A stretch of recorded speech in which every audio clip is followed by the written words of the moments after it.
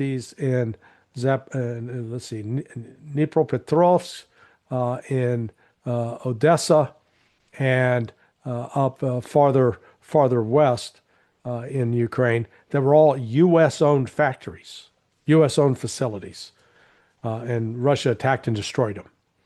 So, I think Russia also is sending a message to Washington. I don't know if they got it, but at least, Russia's not now trying to avoid attacking any targets affiliated with the United States and or Europe.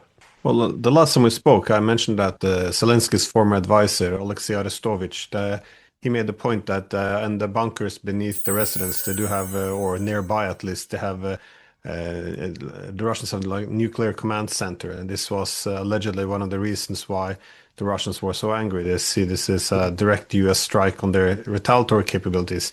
Now, I'm not, again, I don't have any way of verifying whether or not this is correct, but it would fit within a wider pattern. That is the strike of the Engels base, where Russia has its nuclear-armed strategic bombers many times, by the way, one can add. It also is consistent with the attack on Russia's nuclear early warning radars, which is supposed to warn them if there's a nuclear strike coming their way, which is a weird thing to hit because nothing to do with Ukraine, and it also makes the Russians I guess more worried, less preparation time. So they're going to have to hit that button, retaliatory strike button, much faster, less time to consider. And also, of course, as we saw back in June of 2025, the attack on Russia's nuclear bombers, which FSB said MI6 was behind.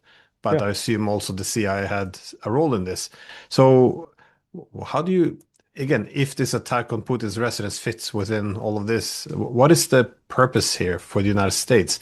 Is it to prepare for a nuclear first strike? Is to signal escalation dominance, that this telling the Russians we can go up this ladder and we can go further than you, so back down? Is it to pressure the Russians to accept some concessions, or is to provoke a response, so the Russians will get further pulled into a direct war with the Europeans?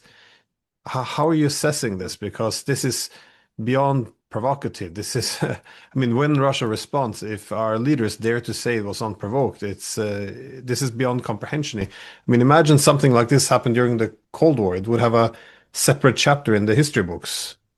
Well, I put myself back in my sitting back at CIA headquarters in the analytical role that I had. And the question comes down from the seventh floor. Seventh floor is where the director of CIA sat. And they said, okay, the White House wants to know,